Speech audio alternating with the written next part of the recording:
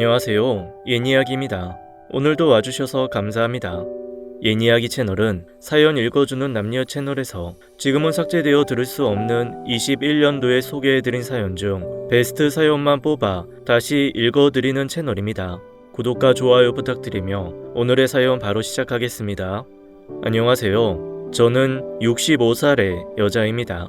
지금은 자식들 다 결혼시키고 요즘은 남편이랑 편안한 노후를 즐기고 있답니다. 돈 잘 벌어오는 남편 덕분에 넉넉하게 생활을 하고 있어요. 저의 살아온 이야기를 잘 모르는 사람은 가난한 집에서 아빠 없이 자란 저를 보고 남편 덕에 팔자 폈다고 하기도 하는데요. 막상 제가 어떻게 결혼 생활을 했는지 말해주면 지금 누리는 호사가 거저 얻은 건 아니라고 고생했다고 말씀해 주십니다.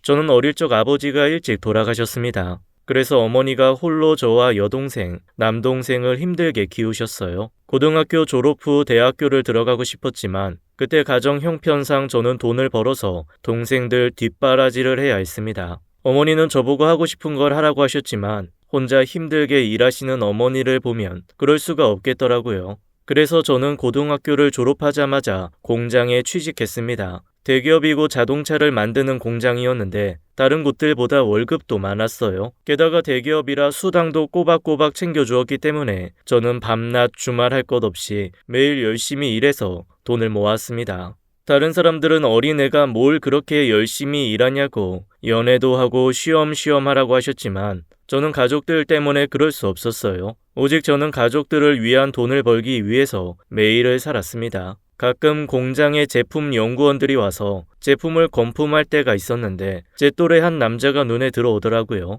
그 남자는 좋은 대학교를 졸업한 후 갓 취업한 27살의 청년이었어요. 당시 저는 25살이었고요.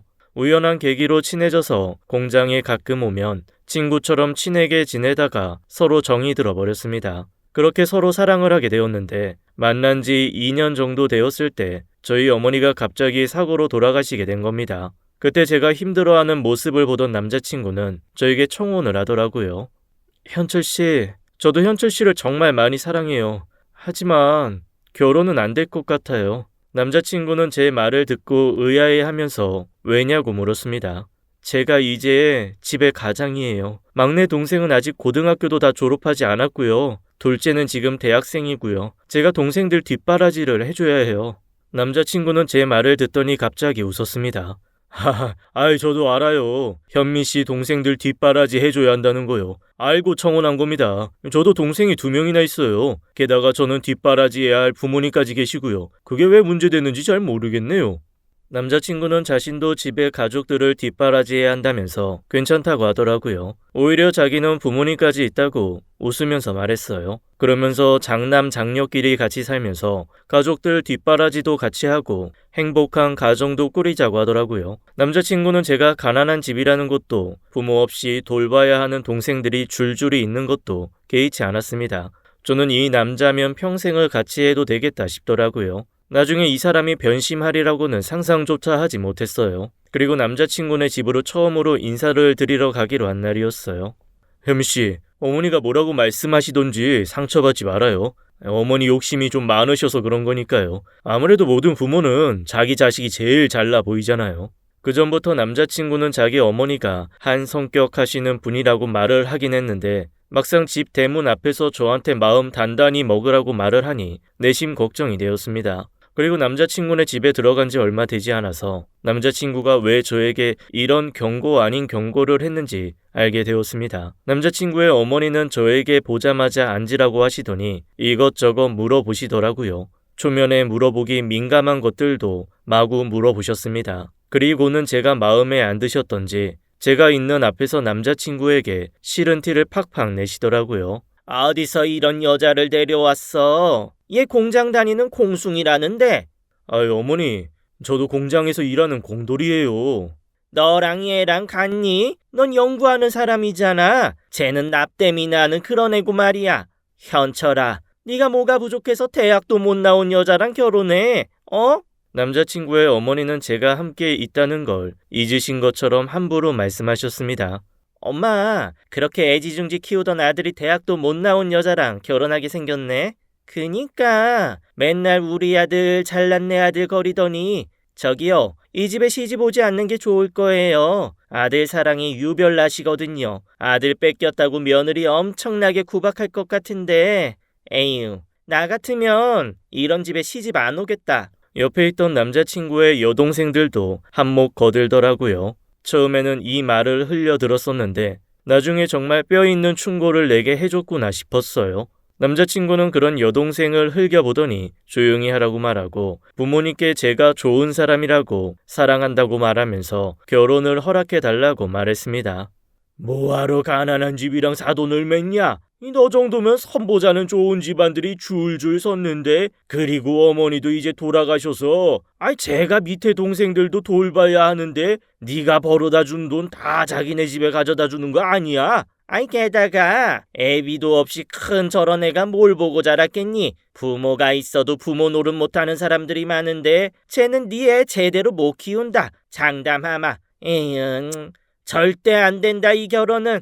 남자친구의 아버지, 어머니 모두 제가 처한 환경과 배경이 마음에 들지 않는다고 하셨습니다. 그리고는 남자친구의 어머니가 갑자기 돌아가신 저희 아버지를 걸고 넘어지시더라고요. 그 이야기를 듣더니 남편은 불같이 화를 내면서 그런 말씀 함부로 하는 거 아니라고 소리를 지르고는 저를 집에서 데리고 나왔습니다. 그리고 남편이 저에게 자신의 어머니가 함부로 말한 것에 대해서 사과를 했습니다. 어머니가 반대해도 자기는 저밖에 없다고 하면서 힘들어도 조금만 견뎌달라고 했습니다. 제 주변 사람들은 제가 겪은 이야기를 듣고는 그런 집에 시집 가면 개고생한다고 무조건 헤어지고 다른 남자를 만나라고 하더라고요. 아들 아끼는 시어머니의 한 성격하는 것 같은 여동생 2명까지 있으면 말 다 했다고요. 저는 그럴 때마다 남자친구가 제 옆에 있으면 견딜 수 있다고 말했습니다. 그러면 다들 콧방귀를 뀌면서 모전자전이라고 어떻게 엄마가 그 모양인데 아들이 괜찮을 수 있겠냐고 하더라고요. 아마 결혼하고 나면 성격 변할 거라고 했습니다. 그 뒤로도 몇 번이나 남자친구의 어머니를 찾아뵈었는데 저를 아예 상대 안 해주시더라고요. 견디다 못한 제가 남자친구에게 그만 헤어지자고 했습니다. 그랬더니 남자친구가 집에다가 저 아니면 안 된다고 계속 반대하면 인연을 끊을 것이라고 하는 통에 남자친구의 집안에서 어쩔 수 없이 저희 결혼을 승낙해 주셨습니다. 저는 제가 열심히 모은 돈과 어머니가 돌아가시고 받은 보험금의 일부를 사용해서 결혼했습니다. 하지만 반대하는 결혼 생활은 쉽지 않았습니다. 남편이 다니는 회사가 다행히 시댁과는 조금 멀어서 따로 나와서 살았지만 가끔 시댁에 갈 때마다 시어머니는 저를 못 잡아 먹어서 안달이셨거든요. 특히 명절에 친척들이 다 모이는 자리에서는 특히나 더 저를 괴롭히셨습니다. 예세야가, 너는 어째 과일 깎는 폼이 그게 뭐냐? 누가 칼을 그렇게 쥐고 과일을 깎아? 이렇게 하란 말이야, 나처럼. 저는 이렇게 잡아야 잘 깎이더라고요. 시어머니는 제가 머리끝부터 발끝까지 다 마음에 안 드셨던지 제가 칼을 쥐는 모양을 가지고도 잔소리를 하셨습니다. 이게 어디서 시어머니한테 말대꾸를 또박또박 하면서 자기가 옳다는 거야? 어른이 잘못하고 있는 걸 지적하고 고치라고 알려주면 감사합니다 하고 자기 태도를 바꿀 생각은 안 하고? 조금이라도 제가 제 의견을 말하면 어른 어려운 줄 모른다고 함부로 말씀하셨어요. 그러면서 시어머니는 그걸 보고 이때다 하시고는 친척들 앞에서 고래고래 소리 지르면서 저를 타박하셨죠. 명절을 새는 내내 저에게 집이 가난해서 엄마가 돈 벌러 나가느라 가정교육도 제대로 못 시킨 것 같다고 저를 험담하셨습니다. 그럴 때마다 남편이 어머니에게 화를 내면서 제 편을 들어주어서 그나마 견딜 수 있었습니다. 저는 평생 남편이 저의 버팀목이 될 줄 알았습니다. 하지만 살아보니 피는 못 속인다는 말이 맞는 것 같더라고요. 저는 결혼하고 2년 뒤 아들 하나를 낳고 곧이어 딸도 낳았습니다. 시댁에서는 여전히 구박을 받았지만 아이를 낳고 나서는 한결 부드러워지시더라고요. 저는 결혼하고 돈을 모으기 위해서 공장을 계속 다녔지만 아이를 낳고 나서 공장을 그만두고 가정주부가 되었어요. 고등학교를 졸업하고 10년 정도 일했더니 퇴직금도 넉넉히 챙겨주었는데 그 돈은 나중에 아이들이 크면 쓰기로 남편과 약속하고 통장에 넣어두었습니다. 얼마 못 가서 통장에 있는 돈을 다 써버리게 될 줄은 몰랐어요. 그런데 아이들이 걸음마를 뗄 무렵 남편이 갑자기 저에게 상의도 없이 다니던 회사를 그만두더라고요. 그리고 자기가 만들고 싶은 것을 만들어야겠다면서 사업을 한다고 했습니다. 회사에 다니면서 항상 자기가 만들고 싶은 게 있는데 회사에서 반대한다고 집에 와서 하소연을 하곤 했었어요. 그런데 그걸 포기 못한 것 같더라고요. 저는 깜짝 놀라서 남편을 말렸지만 남편은 자기가 오래전부터 생각해왔던 것이라고 자기를 믿고 응원해달라고 하더라고요. 자기가 만들어 놓은 사업 계획서를 펼쳐 보이면서 저에게 설명했습니다. 저는 처음에는 한사코 반대했지만 남편은 자기가 이미 회사에 사표를 내고 왔기 때문에 돌아갈 곳이 없다고 하면서 몇 날 며칠 저를 설득하더라고요.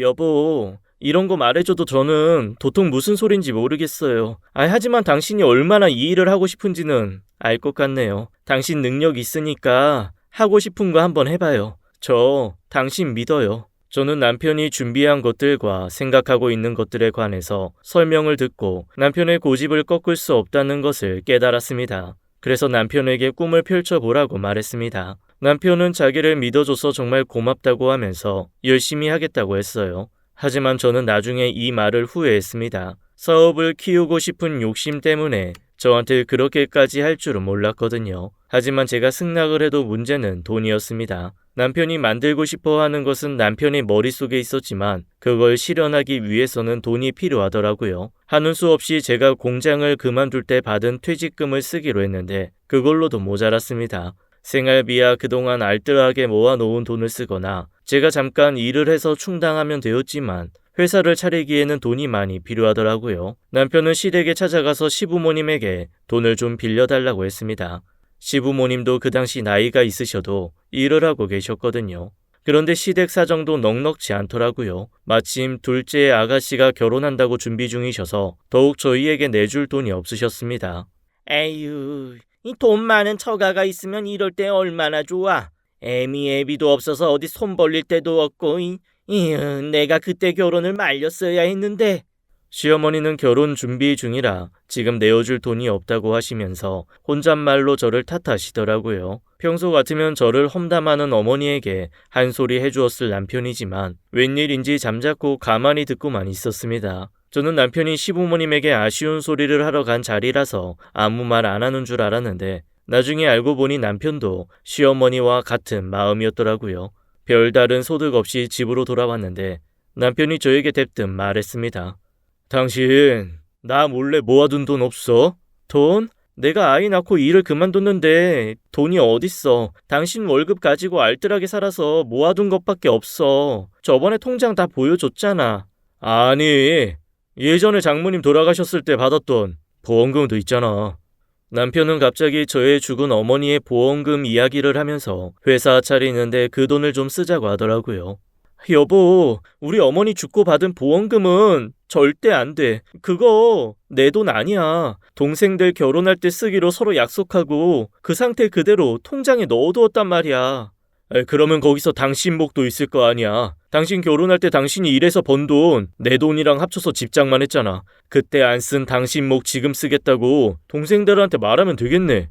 남편은 다짜고짜 제 목도 있는데 왜 동생들에게 그걸 다 주냐고 언성을 높였습니다. 그 순간 남편이 욕심 많은 시어머니와 겹쳐 보였어요. 저는 어이가 없어서 결혼할 때 시댁에 예물 보낸 게 어머니 보험금에서 내 몫을 쓴 거라고 했어요. 그리고 왜 내 엄마의 목숨값을 당신 돈인 것처럼 당당하게 요구하냐고 화를 냈습니다. 그날은 처음으로 둘이 결혼을 하고 언성을 높여서 싸웠어요. 그런데 얼마 뒤 시부모님들은 둘째 아가씨의 혼수를 준비하려고 마련해 놓은 돈과 그동안 모아둔 돈을 내어주시더라고요. 시부모님은 오랫동안 고민을 해보았는데 우리 집 기둥이 잘 되어야 한다면서 남편에게 열심히 하라고 하시더라고요. 그 이야기를 들은 둘째 아가씨가 아들만 자식이고 딸은 자식이 아니냐고 난리가 났지만 시부모님은 제 남편의 손을 잡으면서 꼭 성공하라고 하셨습니다.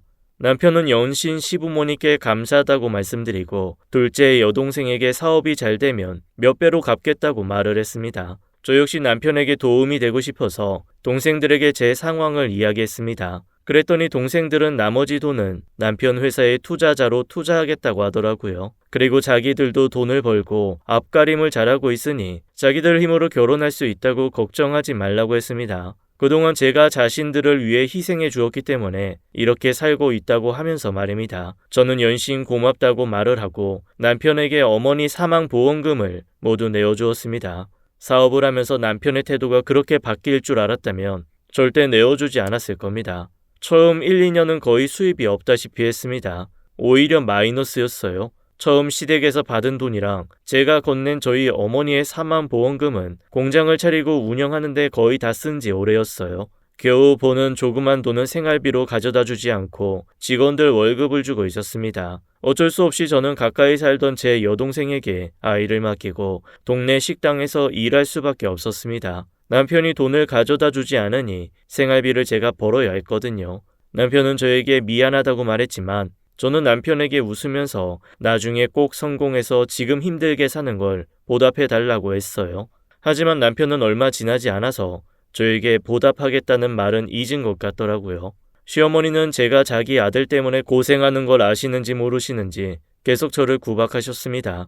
제가 가게에 일하러 다니는 것을 들먹이시면서 아직 애들이 어린데 엄마가 돌봐줘야지 남의 손에 맡긴다고 타박하셨습니다. 그깟 푼돈 벌어서 뭐 하냐고 말입니다. 어릴 때 자기 엄마가 자기한테 한 것 그대로 아이들을 내팽개친다고 함부로 말씀하시더라고요. 이럴 때 처가가 잘 살았으면 도움도 받고 할 텐데 가난한 며느리를 들여서 자기 아들이 고생한다고 투덜거리기만 하셨습니다. 남편은 제가 그동안 모은 돈도 사업하는 데 보태주었다고 말했지만 시어머니는 그깟 푼돈이 무슨 도움이 되냐고 말씀하시더라고요. 여보, 드디어 해냈어. 내가 저번에 말한 그 장치 말이야. 오늘 시제품을 만들어서 실험해봤는데 완전 대성공이야. 이제 우리 부자 될 일만 남았다고. 매일 밤낮을 새로 신제품 개발한다고 잠도 안 자고 열심히 하더니 드디어 신제품 개발했다고 좋아하더라고요. 남편 말을 들어보니 고급 기술이라서 그동안 대부분 일본에서 수입해서 쓸 수밖에 없었는데 자기가 개발했다고 했습니다.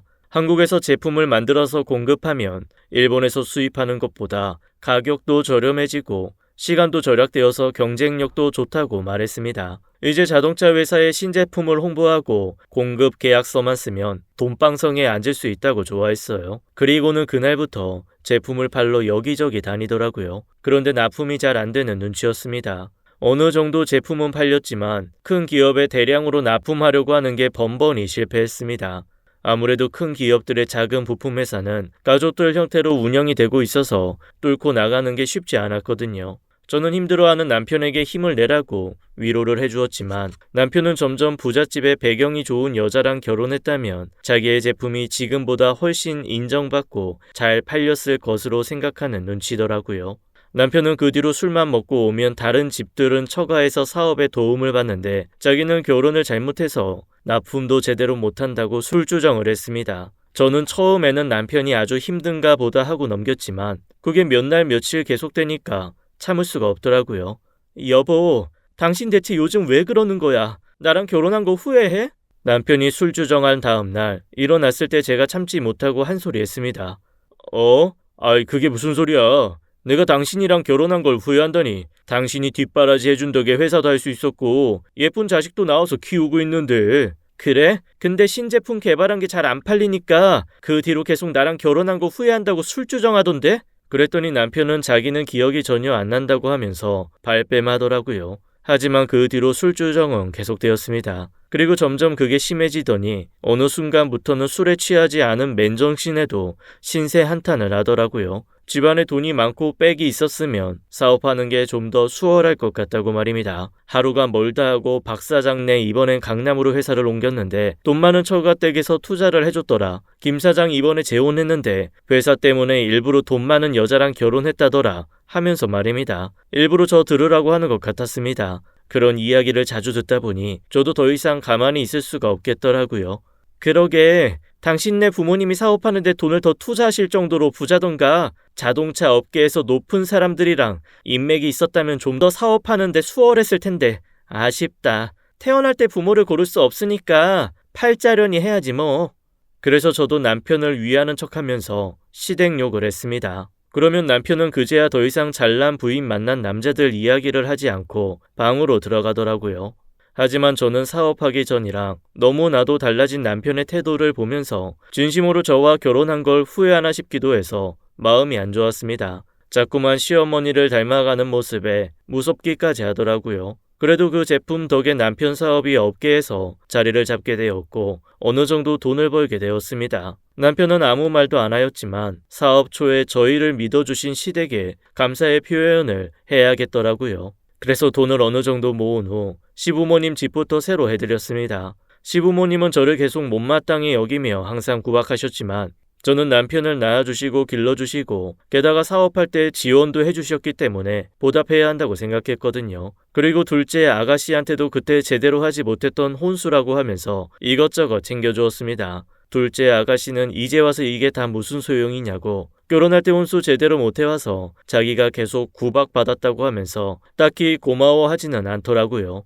사실 속으로는 나처럼 구박받는구나 하고 좋아했습니다. 그런데 시댁에 보답을 했더니 시댁 식구들이 남편 사업이 엄청나게 잘 된다고 생각하셨던 모양이에요. 매일같이 전화하셔서는 냉장고가 고장났다, 집에 보일러가 안 나온다, 다른 집은 해외여행 갔다 왔다더라 하시면서 저에게 항상 뭔가를 요구하시더라고요.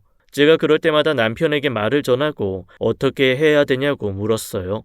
처음에는 그동안 고생하셨으니 보답하자고 가족들이 해달라는 걸 해주었는데 그게 끊이지 않으니 남편도 이건 아니다 싶었나 보더라고요. 그래서 남편은 요구하시는 것들을 다 해드릴 정도로 사업이 잘 되는 것이 아니었기 때문에 매달 용돈 드리는 걸로 하고 그 돈으로 하고 싶은 거 다 하시라고 했습니다. 그리고 저도 틈틈이 동생들에게 용돈을 주었습니다. 처음에 어머니 사망보험금을 내어준 것에 대한 보답으로 말입니다.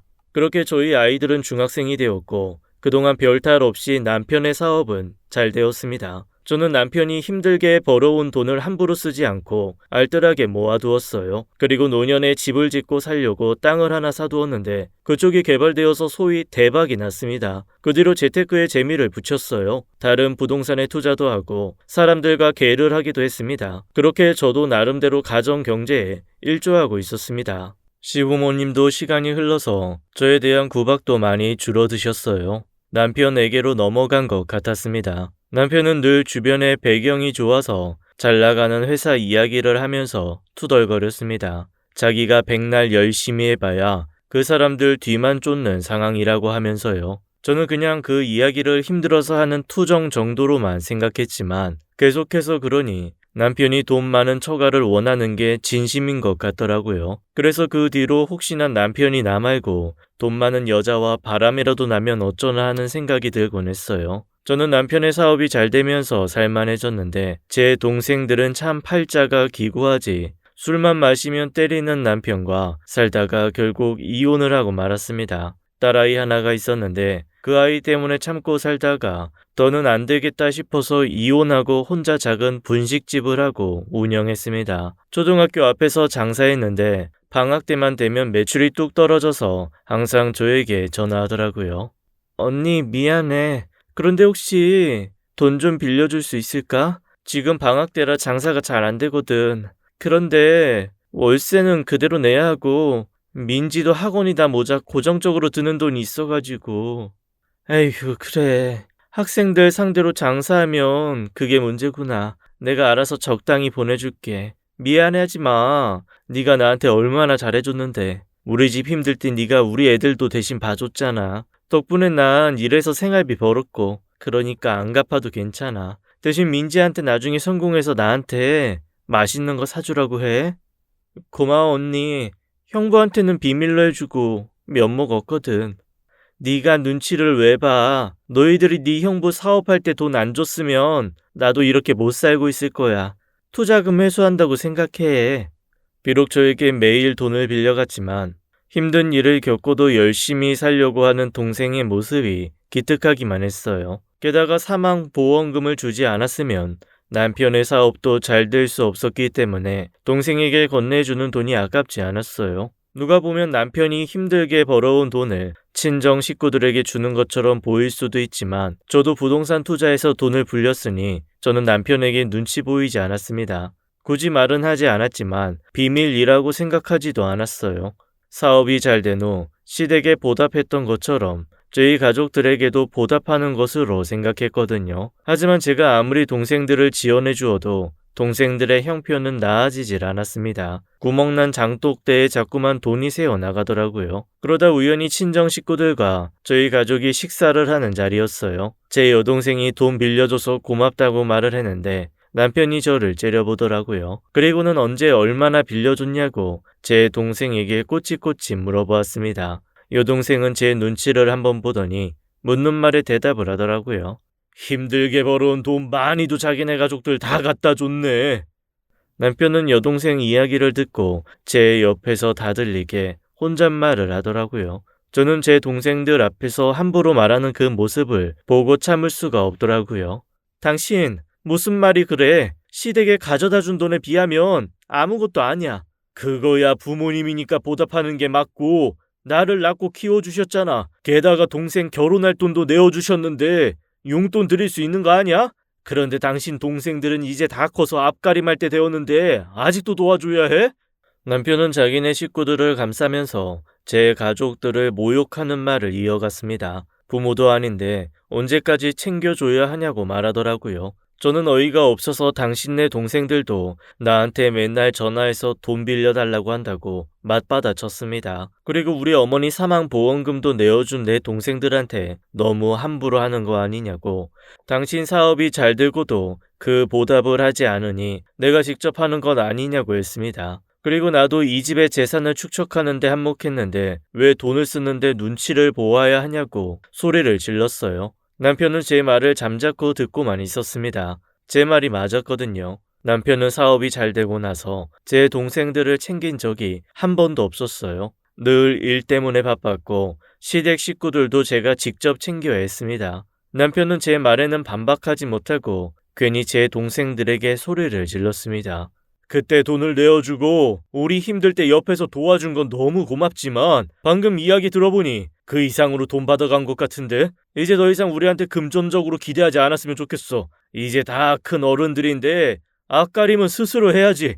그리고는 안방으로 들어가 버리더라고요. 동생들은 저에게 미안하다고 사과를 하고 집으로 돌아갔습니다. 저는 동생들이 가고 난 뒤 남편과 한바탕 했습니다.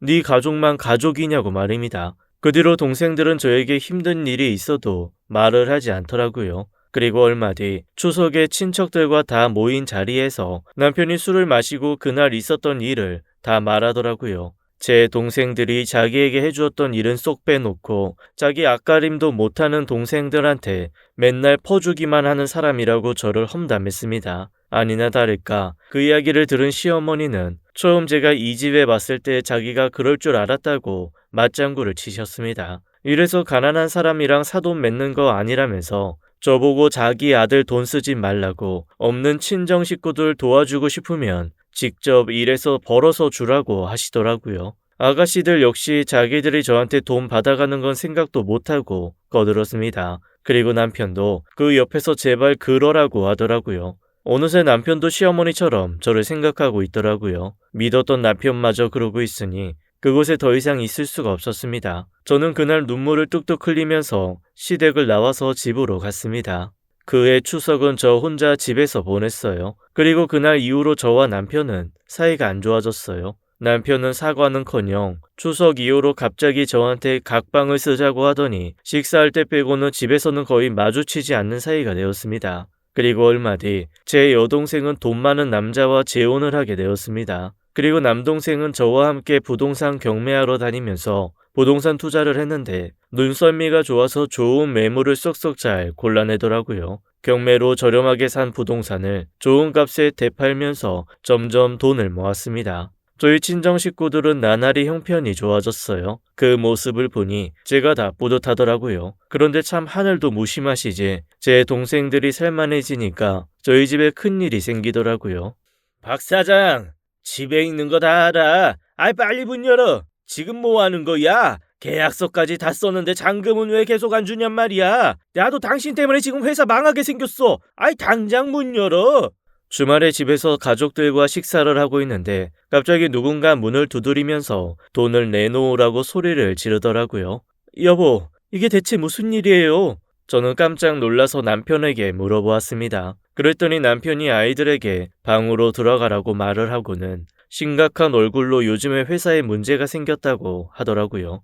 남편 회사에 자금난이 불어닥친 겁니다. 제대로 계약서를 쓰고 제품을 만들어서 납품했는데 납품받은 회사가 갑자기 부도가 나는 바람에 저희 남편 회사에서 만든 제품들의 값을 한 푼도 못 받게 되었거든요. 계약한 업체에서 돈을 받으면 물건을 만들 때 쓴 부품값을 하청업체에 지급하기로 했는데 물건값을 못 받으니 그게 막히게 된 거였습니다.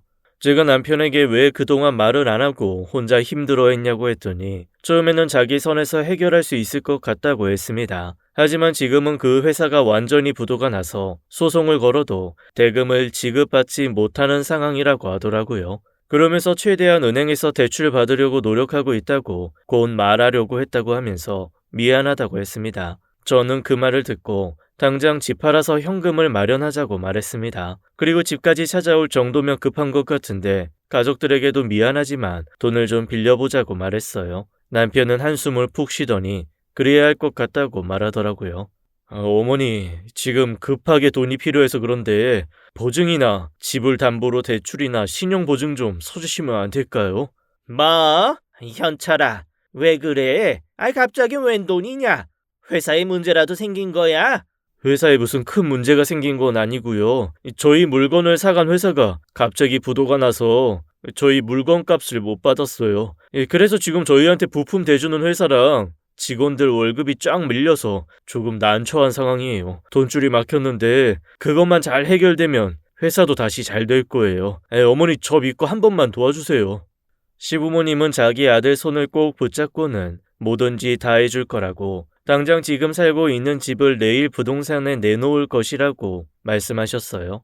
남편은 시어머니께 감사하다고 나중에 다 갚겠다고 말했습니다. 그런데 며칠 뒤 갑자기 아가씨가 집으로 찾아왔습니다. 혼자도 아니고 둘이서 함께요. 오빠, 제정신이야? 엄마한테 돈 필요하다고 집 내놓으라고 했다며? 그럼 엄마 아빠는 어디서 살라고? 그니까 내가 결혼할 때 혼수 값까지 빼가더니 이제 아주 우리 유산까지 다 훔쳐가려고 하네? 미쳤어? 집 담보로 대출받고 보증서 줬는데 오빠 회사 망하면 우리 몫의 유산은?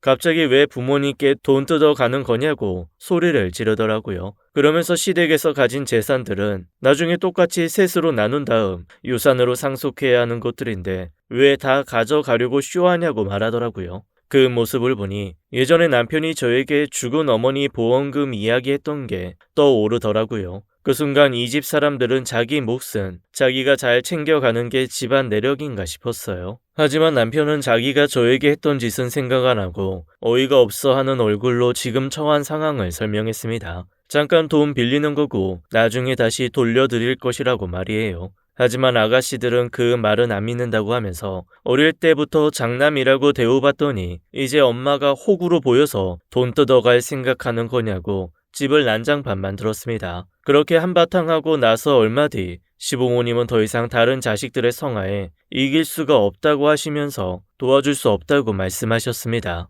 저희 역시 더 이상 집안의 분란을 만들고 싶지 않아서 알겠다고 다른 방법으로 해결하겠다고 말씀드렸습니다. 그리고 제 동생들에게 연락을 해서 도움을 요청했어요. 예전에 남편이 한번 돈 때문에 큰 소리를 낸 뒤로 남편과 불편한 사이였기 때문에 이야기를 꺼내기부터 참 어렵더라고요. 하지만 동생들은 제 이야기가 채 끝나기도 전에 자기들이 도와준다고 하면서 통장 계좌 번호를 알려달라고 했습니다. 그리고 몇 시간 뒤 여동생의 재혼한 남편이 저에게 전화했어요. 그러면서 이건 그냥 주는 돈이 아니라고 남편 회사에 투자하는 것이니 이자 붙여서 다 받을 것이라고 하더라고요. 또 막내 남동생은 그동안 경매로 벌어둔 돈으로 자기네 가족이 살 집을 구매하려던 중이었는데 그 돈을 선뜻 내주었습니다. 그 돈으로 밀린 모든 돈을 다 내긴 부족했지만 하청업체 사장에게 우선 주면서 다른 계약건의 돈을 받을 때까지 시간을 벌 수는 있었습니다. 그렇게 제 동생들 덕분에 문제는 잘 해결되었고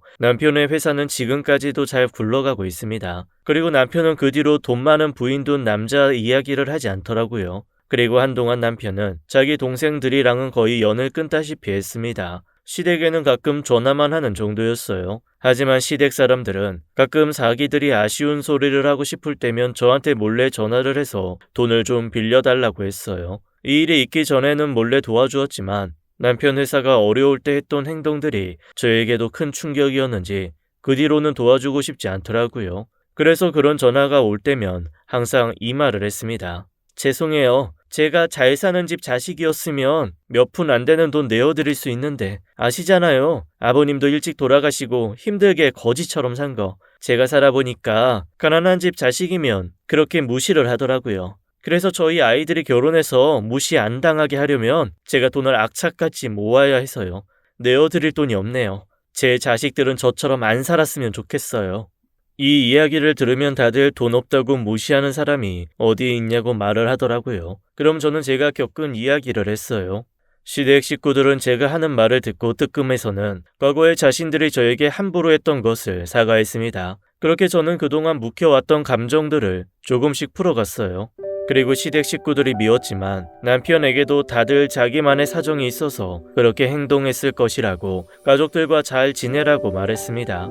제 말에 콧방귀도 안 끼던 남편은 시어머니가 한 병 크게 아프시고 나서부터는 예전만큼은 아니더라도 시댁 식구들을 챙기더라고요. 그리고 시간이 흘러서 지금은 가끔 식사도 하고 다 같이 가족 여행도 다니고 있습니다. 아무래도 저희는 서로 가족이 되는 과정이 다른 집들보다 길었던 것 같습니다. 아직도 만나면 목청 높여 싸울 때도 있지만 그새 정이 들었는지 미워 보이지 않더라고요. 이게 다 사람 사는 모습 아닐까 싶어요. 지금까지 옛 이야기였습니다. 끝까지 함께 해주신 여러분 감사드리며 저희는 다음 사연으로 돌아올게요. 감사합니다.